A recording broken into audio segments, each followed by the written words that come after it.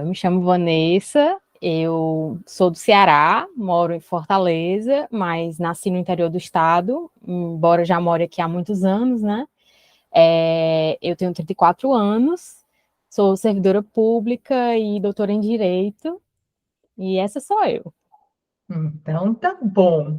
E por que você nos procurou? Como era esse seu medo? Volta lá para trás, lá para o começo e conta para a gente como era o seu medo, Vanessa. Bom, eu fiz o curso, né, da habilitação no Detran no ano de 2014, consegui tirar a carta de primeira, né, na primeira tentativa, mas eu nunca dirigi efetivamente. Eu já tinha, na época, um carro que eu comprei junto com os meus pais quando eu passei em um concurso. E aí, como eu morava numa casa que não tinha garagem, então a gente combinou do carro ficar no interior. E aí o carro ficou lá.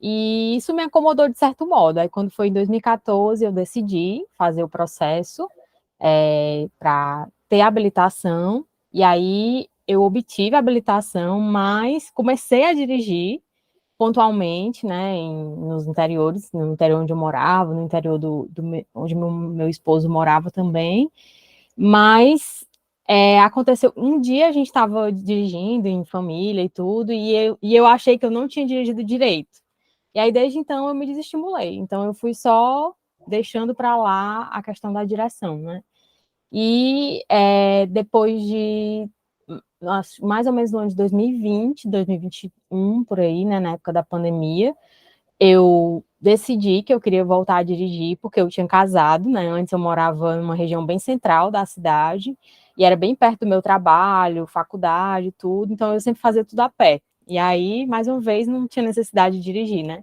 Mas quando eu casei, eu passei a morar mais afastado, e eu me vi, assim, muito isolada, né? Porque eu sempre tive muita determinação para fazer as minhas coisas, eu gostava de ter independência, de fazer tudo sozinha, e depois que eu passei a morar mais distante, eu não conseguia.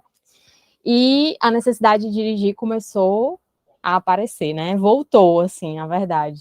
Então, na época da pandemia, eu passei a trabalhar online, e aí eu decidi, tirei um tempo, né, da minha jornada, e fiz o curso para habilitados. E fiz várias aulas, né, numa parte lá na agência deles, ficava até próximo aqui da minha casa, e outra parte em que eles vinham até a minha casa, e eu fazia trajetos junto com um instrutor, trajetos que seriam comuns para mim, ao mercantil e ao meu trabalho, né? Só que aí, depois que passou, eu fiquei super confiante, né? Mas não resolveu. E aí acabou a pandemia, eu voltei a trabalhar presencialmente e continuava indo ao trabalho de ônibus, né? Sempre dizendo, não, não preciso dirigir, eu me viro, eu dou um jeito, e assim foi, né? Até que eu percebi que não se tratava apenas de prática, né? Mas que tinha uma questão mental envolvida, né? Que eu precisava procurar ajuda, que eu precisava tratar as minhas emoções, que era o principal ponto. Você falou assim que você parou de dirigir porque não dirigiu direito aquele dia. Conta isso para a gente. Como é que é? Ah, eu não dirigi direito, não dirijo mais. Conta isso para mim. Quais são as características da Vanessa? Bom, nesse dia específico, eu tinha que fazer uma curva e eu meio que perdi o controle do carro, né? Não aconteceu nada demais, mas o fato de eu não conseguir controlar o carro nesse dia me deixou arrasada, né? Então, eu entendia, né, que para que eu pudesse dirigir, eu teria que dominar simplesmente tudo do carro, né? Eu teria que saber todos os detalhes, eu teria que ser perfeita, eu teria que saber estacionar, eu teria que saber tudo, porque caso contrário, eu não teria o domínio e ia acabar causando um acidente. Então, sempre na minha cabeça era isso, né? Ah, eu não tenho técnica, eu não sou capaz, porque eu não sou perfeita, né? E, portanto, se eu for dirigir, eu vou acabar prejudicando alguém, e isso me machucava, né? Então, o meu perfeccionismo me limitou nesse ponto. Como é que é esse seu perfeccionismo? O que ele atrapalhou para você conseguir dirigir? Eu acho que ele foi um dos principais elementos, assim, de limitação mesmo, né?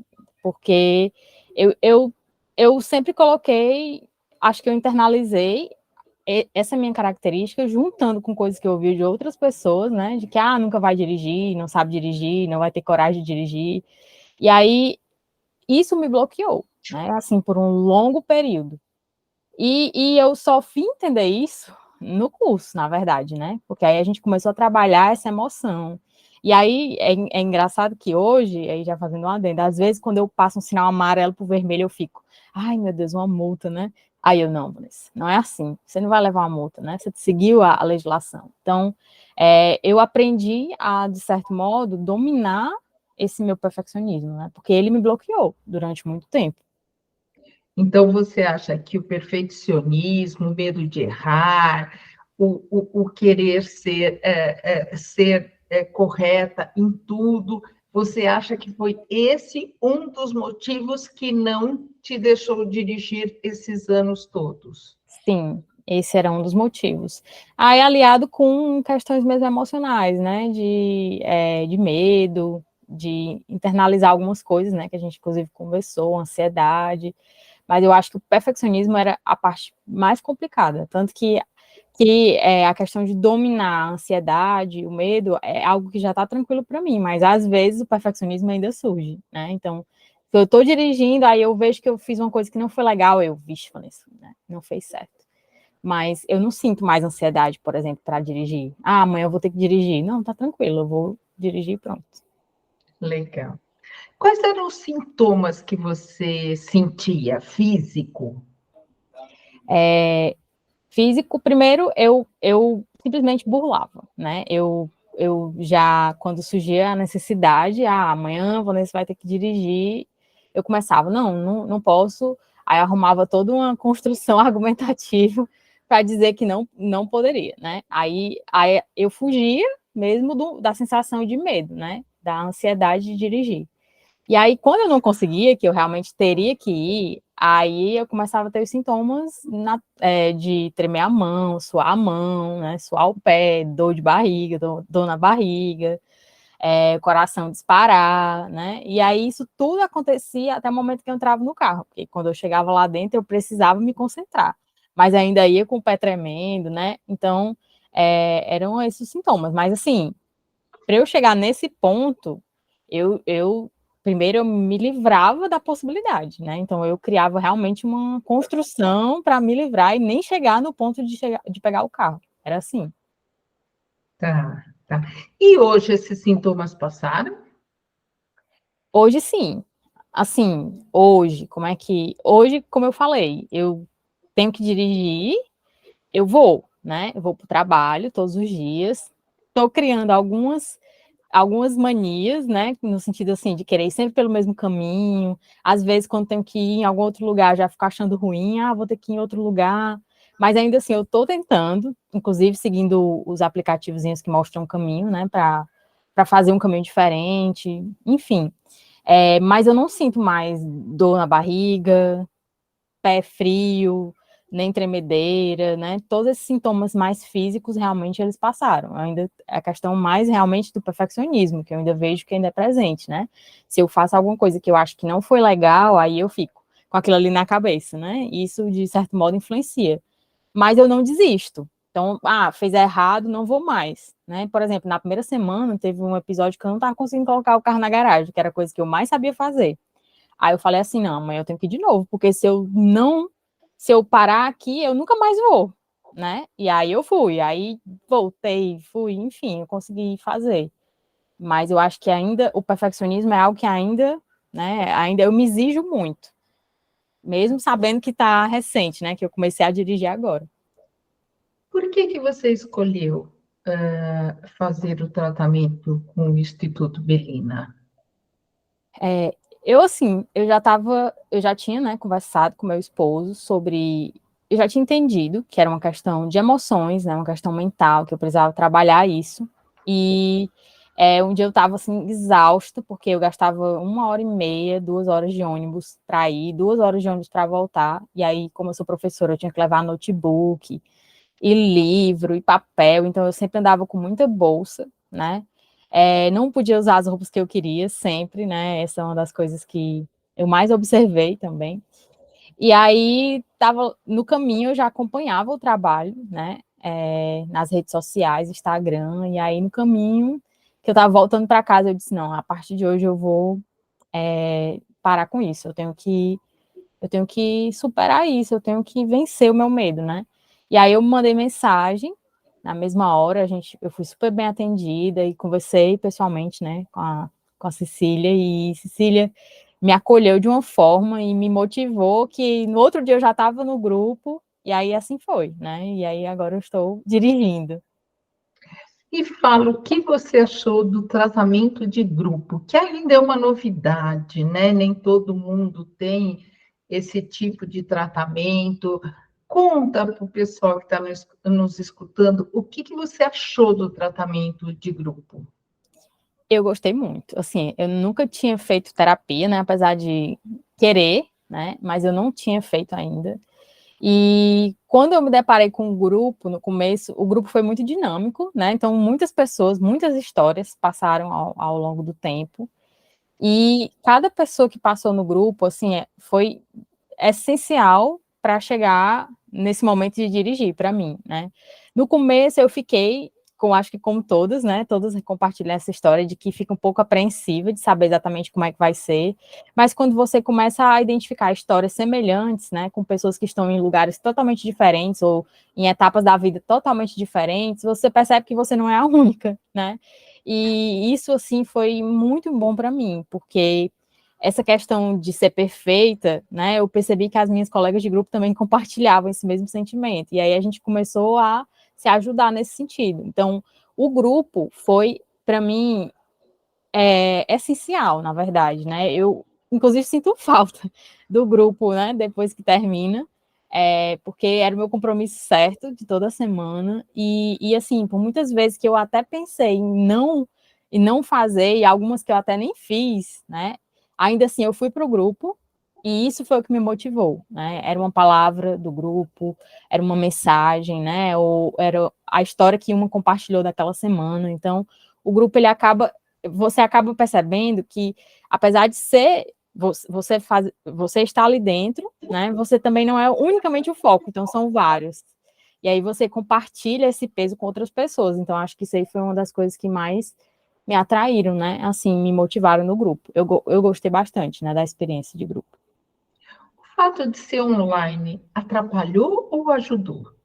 Para mim foi ótimo, porque como eu moro no outro lado, né?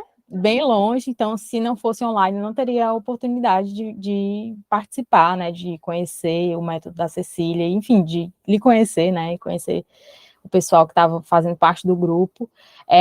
E assim, prático, para mim foi prático, porque eu não tinha toda aquela ansiedade de, vou ter que me deslocar para algum lugar, né? E consegui encaixar completamente na minha rotina, inclusive porque durante o processo eu precisei mudar de cidade, né, e ainda assim eu continuei acompanhando o grupo, então foi muito bom, na verdade para mim foi ótimo que seja online, né, que tenha acontecido de forma online. Você acha que o fato de o método, o tratamento online não ter oficialmente uma ajuda prática faz falta, ou as tarefas dão conta dessa parte prática? Assim, no meu caso, eu não dirigia, né? Assim, eu peguei no carro antes de começar o tratamento, pontualmente. Então, eu cheguei aí ao trabalho umas 2 vezes, 3 vezes. Enfim, eu não dirigia, né? O que eu tive de prática foi essa parte das aulas, na época da pandemia, né? Mas, na verdade, eu acho que essa questão das tarefas e dos objetivos, eles ajudam nessa questão prática. Porque eu primeiro precisava ganhar confiança, né? Tentar entender os meus sentimentos, para depois eu partir para a parte técnica. E aí, durante os objetivos, aliás, as tarefas, como elas eram propostas, elas me permitiram isso. Então, por exemplo, a primeira, né, que era só uma volta no quarteirão, eu dizia assim, não, Vanessa, é só uma volta, você consegue, não é possível, né? Então, isso vai lhe motivando. E aí, no outro dia, quando eu ia dar a volta, eu já sabia o que tecnicamente eu teria que fazer, né? Então, a partir do momento em que eu consegui equilibrar minhas emoções, a questão técnica, ela foi surgindo. E aí, eu tinha curiosidade de ver vídeos, aí eu assisti os vídeos, né? Inclusive, a gente falava muito sobre isso nos grupos. Ah, como é que organiza os espelhos? Como é que estaciona, né? Como é que eu vou segurar o volante? A gente chegou a ver esses vídeos, conversar um pouco sobre isso, né? E, naturalmente, depois que eu consegui organizar as minhas emoções, essas necessidades técnicas, elas foram acontecendo, né? Elas foram sendo supridas. Mas, primeiro, eu precisava gostar do carro. Então, eu abraçava o carro, né? A gente conversava muito sobre essa questão de entender o carro como um aliado, né? E não como inimigo. E aí, isso foi que fluiu para a parte técnica. Então, eu não senti falta de uma instrução técnica, né? Porque eu tinha isso. Eu tinha isso. E como é que você vê o carro hoje? Ah, o carro é ótimo. Eu amo o carro. Na verdade, a minha vida ficou muito melhor depois que eu comecei a dirigir, né? Faz mais ou menos um mês que eu tô indo para o trabalho, todos os dias de carro, e assim, não tem comparação, né? É a comodidade, a roupa que eu posso vestir, eu vou e volto a hora que eu quero, eu dou carona para as minhas amigas, né? Uma coisa que eu descobri que eu queria muito fazer, né? Em razão até mesmo do tempo que eu precisava de carona e elas me davam, né? E assim, a minha autoestima, ela mudou, assim, a questão de confiança, né, a Vanessa é outra, né, eu entendo que isso, dirigir, me ajudou também a me entender e me ajudou em todo esse processo que eu vivi, né, desde julho até hoje. Então, você está falando para a gente que o tratamento para o medo de dirigir melhorou a sua autoestima? Sim. Na verdade, o tratamento veio bem na hora certa, né? Porque eu estava na época da tese, e aí eu estava, apesar de não estar no trabalho, eu estava, assim, envolta em muita responsabilidade, mas eu decidi que eu não ia adiar mais. E aí eu precisava equilibrar tudo isso, né? E o tratamento, ele me ajudou a entender esse equilíbrio, né? E no meio de tudo isso eu ainda mudei de cidade, mas mesmo assim, com as dificuldades que eu tive, né, depois que eu mudei, então eu tive assim, acho que um mês de muita dificuldade para retomar, né, a compreensão. O tratamento foi ótimo, porque eu consegui defender a tese, né, de forma tranquila, segura. Depois, na mesma semana, acho que 2 dias, foi na semana seguinte, na segunda-feira seguinte, eu já estava indo para o trabalho dirigindo, tive que fazer bancas em outros lugares. Então, o tratamento, ele me ajudou a ter mais segurança de uma maneira geral, até na minha vida profissional. Porque eu acho que eu tinha vergonha, acho não, tenho certeza, né? Eu tinha vergonha de falar sobre isso, né? Inclusive, até quando eu comecei a dizer que tinha medo para as outras pessoas, isso foi muito libertador, mas eu não conseguia dizer isso antes do tratamento. É porque eu tinha vergonha, eu me sentia incompleta, né, em relação a isso. Então, o tratamento de medo de dirigir mudou a sua vida. Sim, me ajudou muito, muito no quesito pessoal e profissional, a realmente me entender como uma pessoa completa, porque realmente eu me sentia incompleta, eu me sentia incapaz, eu me sentia limitada, né? Eu me sentia frustrada porque eu não conseguia dirigir, e isso afetava vários aspectos, né? Então, hoje, quando eu saio e eu sei que o carro vai estar lá, eu já fico super feliz porque eu posso ir até mais, eu posso ir até outra loja, né? Eu posso escolher onde eu quero ir, e isso mudou muito, mudou muita coisa mesmo. Você acha que o carro era responsável por você se sentir incapaz, por você se sentir insegura, por você não se sentir plena? Você acha que o carro foi o motivo, não dirigir foi o motivo de todas essas emoções? Eu acabei trazendo, acho que colocando uma lupa, né? Assim, super dando maior destaque para essa questão do dirigir, né? Então eu acabo tudo meio que girava em torno disso. Então, às vezes, não sei, alguém perguntava, vamos em tal lugar. Eu dizia, não, não vou porque eu não sei dirigir, ou porque eu vou ter que pedir alguém para me levar, né? Então eu evitava, por exemplo, sair para algum lugar que não fosse um lugar que eu poderia chegar de ônibus. Ou então, se eu quisesse ir de ônibus, para não incomodar ninguém, né, para ter que me deixar, eu tinha que sair muito mais cedo. Então, de fato, dirigir atrapalhava a minha vida, sim, em muitos sentidos, né? Não dirigir atrapalhava a minha vida em muitos sentidos, porque eu tinha que me redobrar, né, para poder programar tudo, pensando que eu não ia poder dirigir, e chegou um ponto que eu não queria mais incomodar, porque eu tinha condições de dirigir, tinha um carro na garagem, tinha uma carteira de motorista e não dirigia, né? Então, sempre, inevitavelmente, ia vir, você não dirige, por quê, né? E aí eu acho que a partir do momento em que eu comecei a dirigir, isso mudou muito, né? Muitas coisas foram mudadas. Você acha que teve uma virada de chave? Teve uma hora que você falou assim, meu Deus, que a chave virou, que foi responsável, teve esse dia, esse evento? Você gostaria de nos contar? Eu tinha identificado dois, mas agora eu identifiquei mais um, né? Acho que foram 3 momentos, assim, que aconteceram durante o tratamento que eu posso dizer que foram viradas de chave, né? O primeiro foi bem no começo, ainda quando eu estava, acho que na terceira ou quarta tarefa, que eu tinha que já passar para o quarteirão, né? Então não, aliás, eu tinha que passar para o bairro, então era um trecho maior, e aí esse trecho tinha uma rampa e eu tinha verdadeiro pavor de rampa, de subida e descida, né? E aí tava um engarrafamento enorme e eu disse, não vou mudar de rua, vou dar um jeito aqui de não passar por esse engarrafamento. Aí na mesma hora eu disse, não, eu não quero mais voltar para o estágio que eu estava antes. Hoje eu me sinto capaz de dirigir e eu não quero retroceder. Então eu pensei isso assim na mesma hora e isso foi assim uma primeira virada de chave, né? Legal.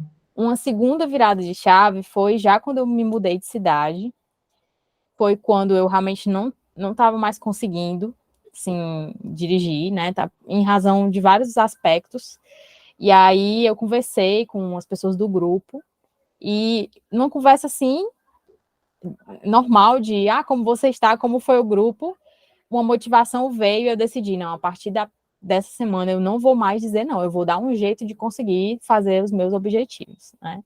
E aí eu fui e eu fiquei super feliz, né? E a última, que eu acho que foi a final, né? Foi quando eu precisei sair sozinha nesse interior, né? Que eu tinha bastante medo de sair lá. E aí teve um dia que não tinha outra opção e eu tive que ir, voltar sozinha e ficar basicamente resolvendo tudo sozinha. E aí eu me senti realmente muito capaz, né, assim, de dirigir. E aí foi natural. Depois disso eu consegui fazer muitas coisas, né? Acho que foram esses 3 momentos. Quem disse para você que você era capaz de dirigir? Como acontece isso no tratamento? Eu acho que, acima de tudo, acho que é uma combinação, né? Porque, como eu disse no início, eu tinha uma visão do carro como um vilão, né? Como um instrumento do mal, porque ele me fazia sofrer. Então, a partir do momento em que eu consegui entender que o carro, na verdade, ele era meu aliado, né? Que, na verdade, ele me ajuda a conseguir coisas que eu gosto de fazer, né? Ele pode me levar a um lugar que eu quero ir, ele pode me deixar chegar mais tarde, ele pode me permitir ir vestido do jeito que eu quero, né? Aí eu comecei a entender que eu posso dirigir, né? E aí isso foi como se fosse um complemento, né? Então, é uma mudança na minha mente, mas é ao mesmo tempo uma nova visão, que leva a uma nova visão do carro, é uma nova visão do carro que leva a uma mudança na mente. Então, é uma conexão, né? Entre a pessoa e esse objeto que era de pavor e que hoje é de liberdade, né? Legal. O que você falaria para as pessoas que têm o mesmo problema que você e que ainda não procuraram ajuda? Eu acho que procurar ajuda é assim, para mim foi um ato de coragem, né? No começo, inclusive, eu não falava para ninguém, né? Porque eu já tinha tentado tantas coisas e eu não queria frustrar as outras pessoas, né? Que além de tudo isso ainda tem essa perspectiva. Mas a partir do momento em que eu fui entendendo as minhas emoções e me entendendo, né? E me reconhecendo como uma pessoa que tinha medo e que eu ia conseguir, né? Eu comecei a falar para as pessoas, né? E assim, isso foi muito libertador, né? Não é uma decisão fácil, porque são vários contextos, né? Nem todos os contextos são como os meus, apesar dos medos serem parecidos, né? As nossas relações são diferentes. às vezes a gente tem apoio, às vezes a gente não tem, né? E isso tudo influencia, claro. Mas eu digo, vale a pena. Né? Então, é doloroso, o processo ele é muito doloroso, e na maioria das vezes a gente não quer sofrer, né? Não quer passar pela dificuldade de sentir o medo, de sentir um sintoma de mão tremendo, pé suando, né? A gente quer pular logo para a parte em que eu dirijo bem. Mas, ao mesmo tempo, esse processo ele é recompensador quando há uma perspectiva renovada do que é dirigir. Né? Então, quando eu entendo que aquilo ali é para o meu bem, que vai facilitar a minha vida, que vai me ajudar, que vai me levar mais longe, né? Que vai mudar a minha vida de várias formas, eu começo a entender que aquele processo ele vai me levar a algo bom. Né? Então, eu diria para ter coragem, né? E não desanimar.